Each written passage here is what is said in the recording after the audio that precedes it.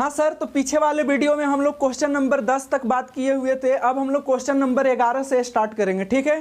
तो सर इधर जरा आप गौर फरमाइए, दिया हुआ है क्वेश्चन कि if y is equal to x to the power x then dy by D x is equal to what. Means आपसे वन टाइम डेरिवेटिव पूछा जा रहा है इस function y is equal to x के पावर x का।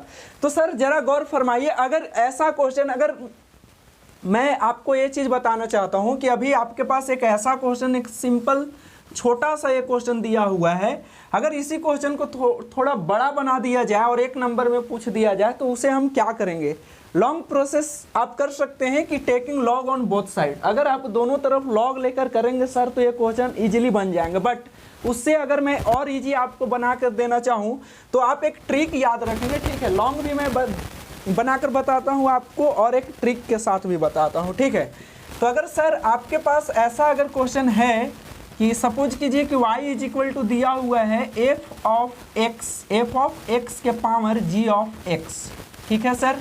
तो अगर आप इसे dy बाई डी एक्स निकालना चाहते हैं, dy बाई डी एक्स, तो आप क्या करेंगे, इसको एकदम directly dy by D x निकालने के लिए कि f ऑफ x का पावर g ऑफ x लगाएंगे सर, ठीक है।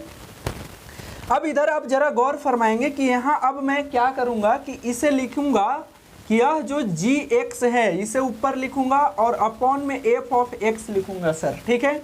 और इनटू में f डैश x करूंगा और प्लस लूंगा, क्या लूंगा, प्लस। अब प्लस लेने के बाद इसे क्या करना है कि इस जो ऊपर में g ऑफ x है इसे सर आप यहाँ पे डेरिवेटिव वन टाइम करेंगे, g डैश x लिखेंगे, ठीक है।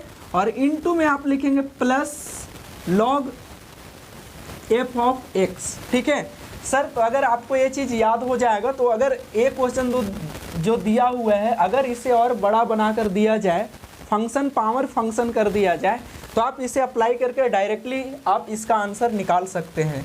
तो देखिए ये मैं क्या बनाया कि अगर y is equal to F of x के पावर g ऑफ x है तो इसे आप dy by D x is equal to as it is यहाँ पर आप राइट डाउन करेंगे, ठीक है। मतलब जैसा है यहाँ पर वैसा मैंने यहाँ लिख दिया।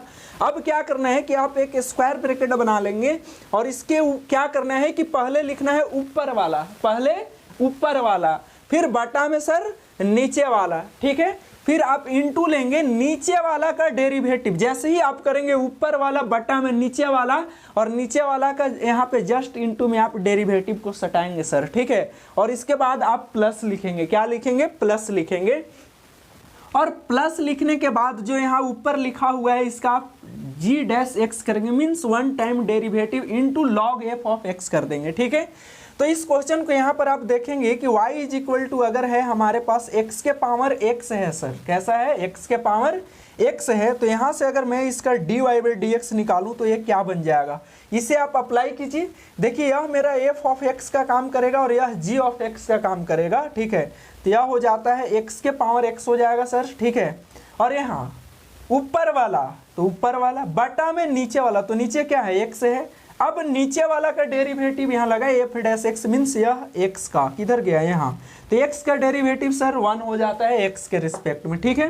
प्लस अब बोलता है ऊपर वाला का डेरिवेटिव g डैश x है, मीन्स सर x का डेरिवेटिव फिर यहाँ हमें लिखना है, तो ये भी 1 हो जाता है।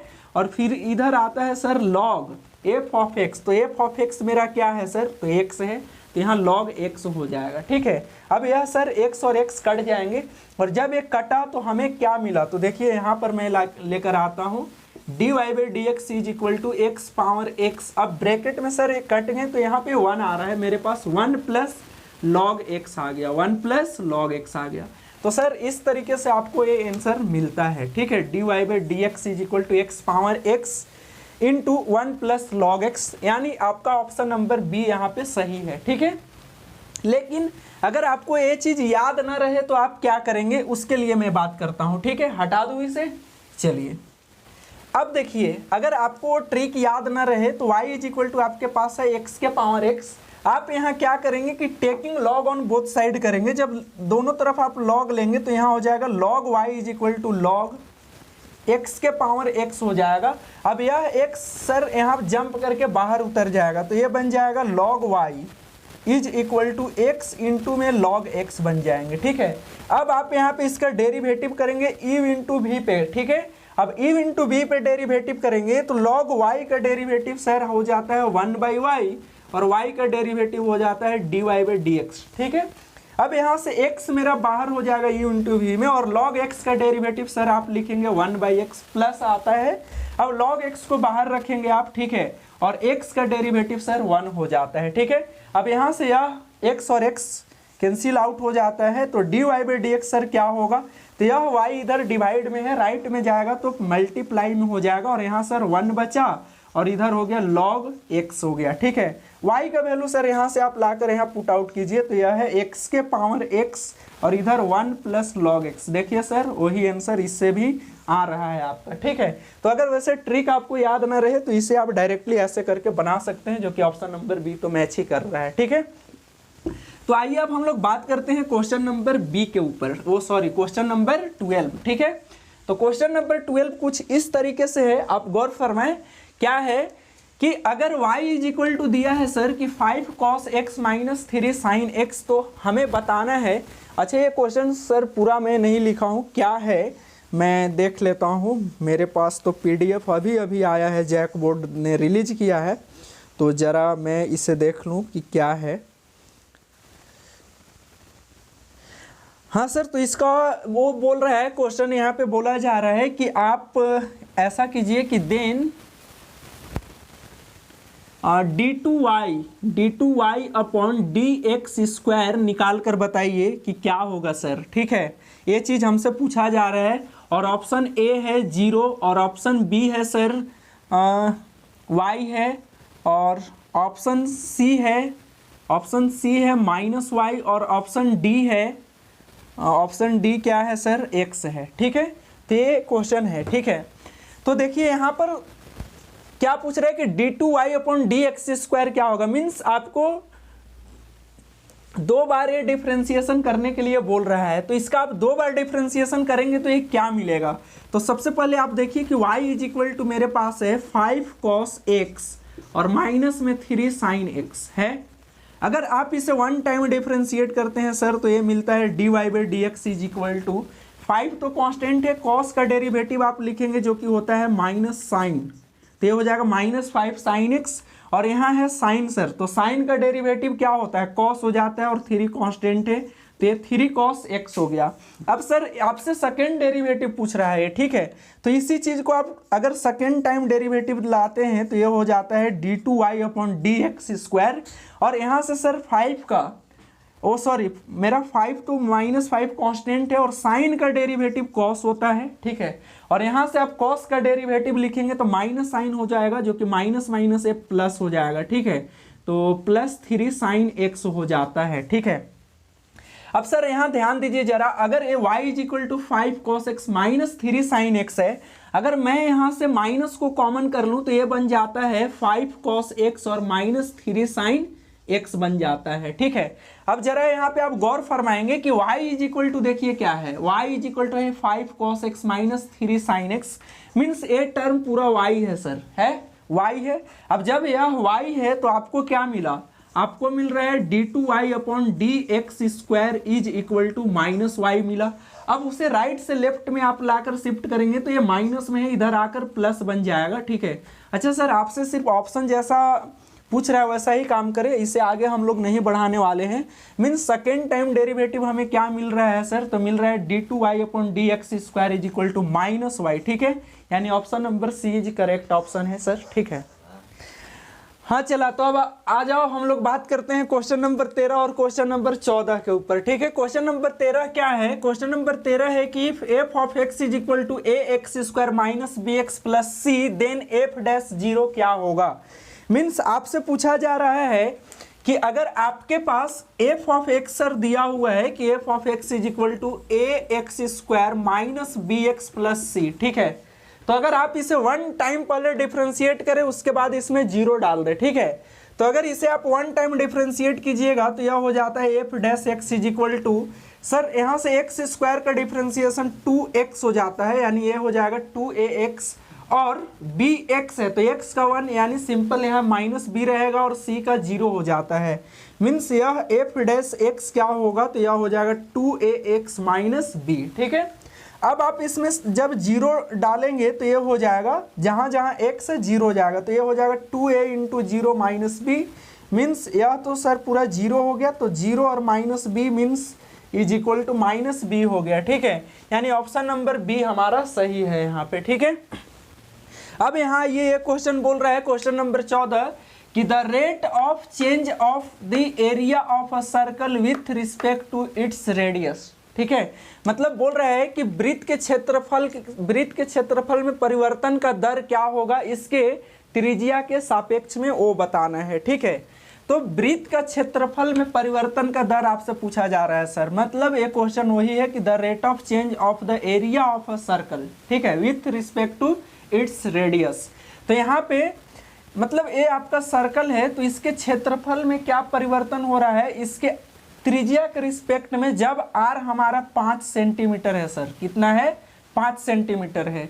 तो आप जानते हैं कि वृत्त का क्षेत्रफल होता है पाई आर स्क्वायर, और इसके त्रिज्या के सापेक्ष में पूछ रहा है with respect to its radius, means R के रिस्पेक्ट में आपको इस एरिया को डिफ्रेंशिएट कर देना है।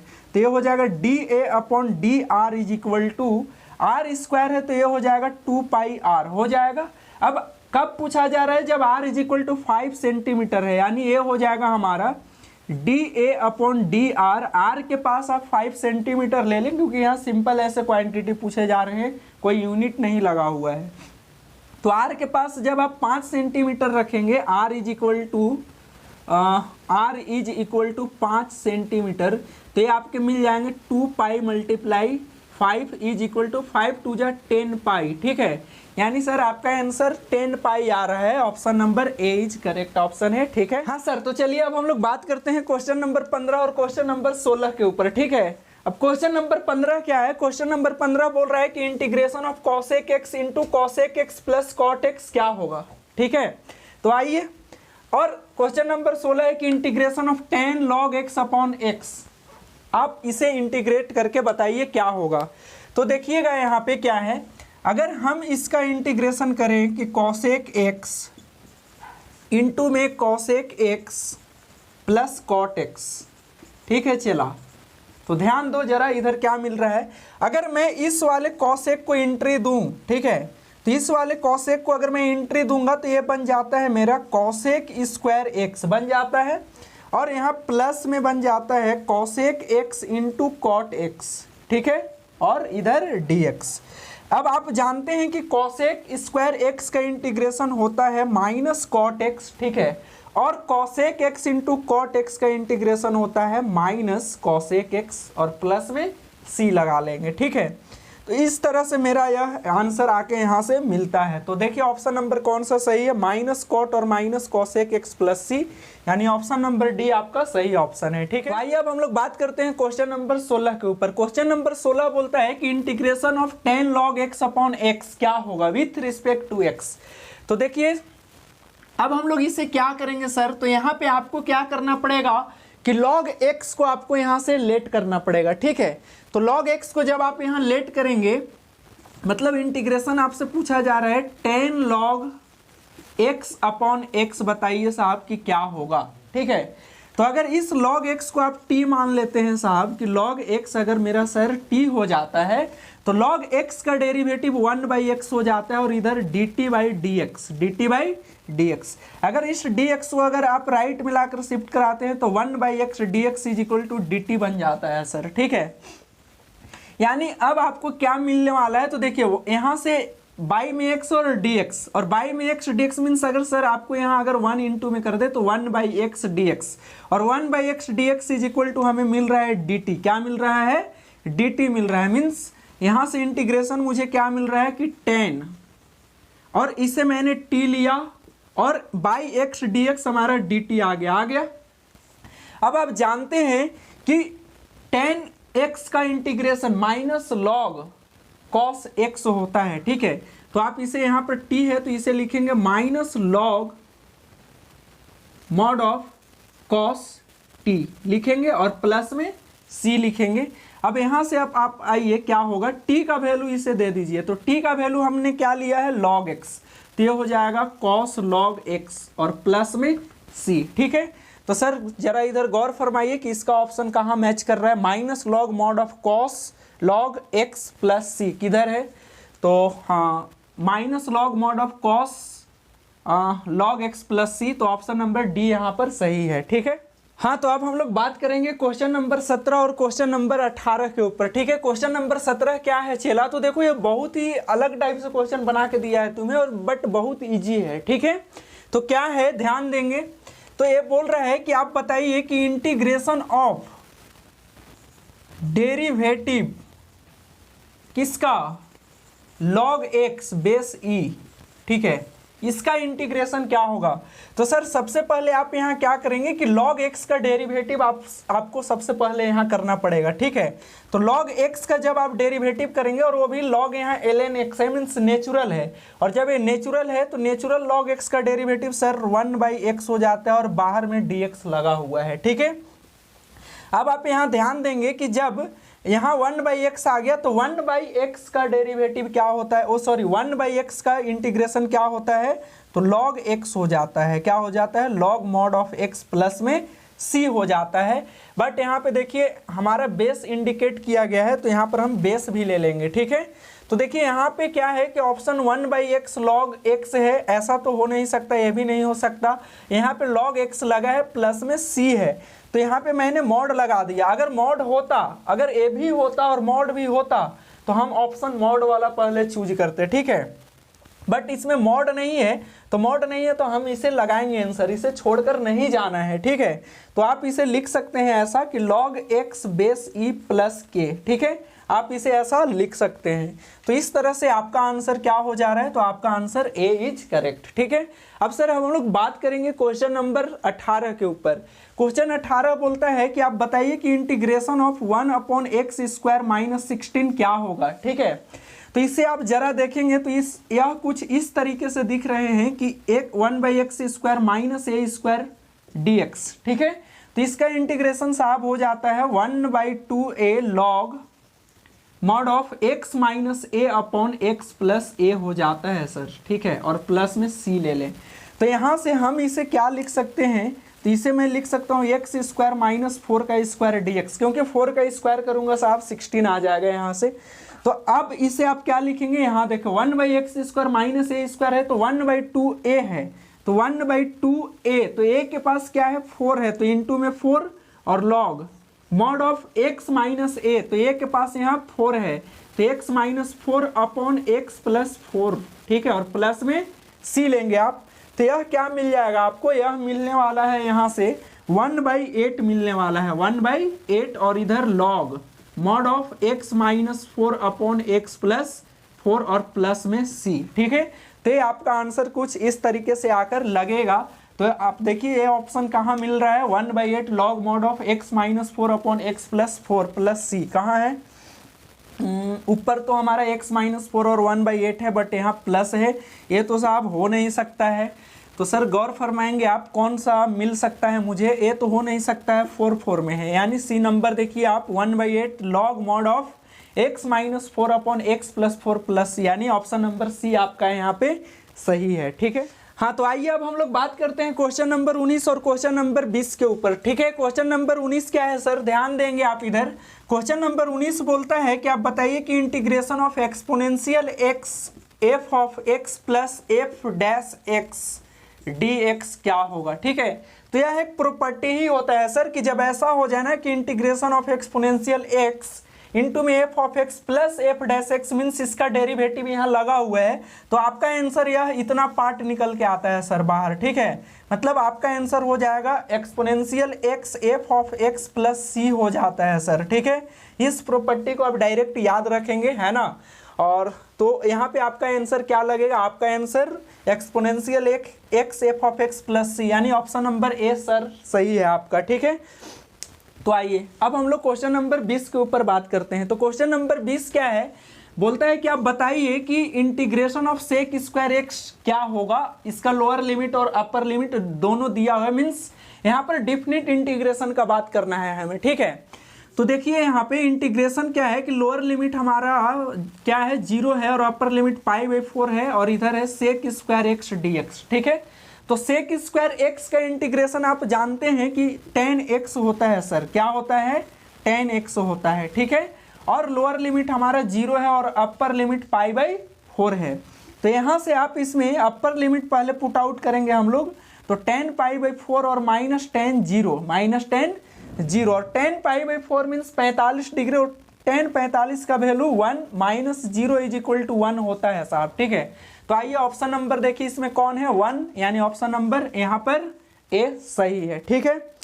तो मुझे विश्वास है आप लोग को ये वीडियो अच्छा लगा होगा, ठीक है। और जब वीडियो अच्छा लग रहा है तो यार जरा कमेंट ठोकने में कमी मत करो, कंजूसाही मत करो, ठीक है, क्योंकि तुम्हारे लिए हम लोग इतना मेहनत कर रहे हैं, क्योंकि तुम्हारा रिजल्ट खराब ना हो, ठीक है। फिर मिलते हैं अगले वीडियो में, तब तक के लिए बाय।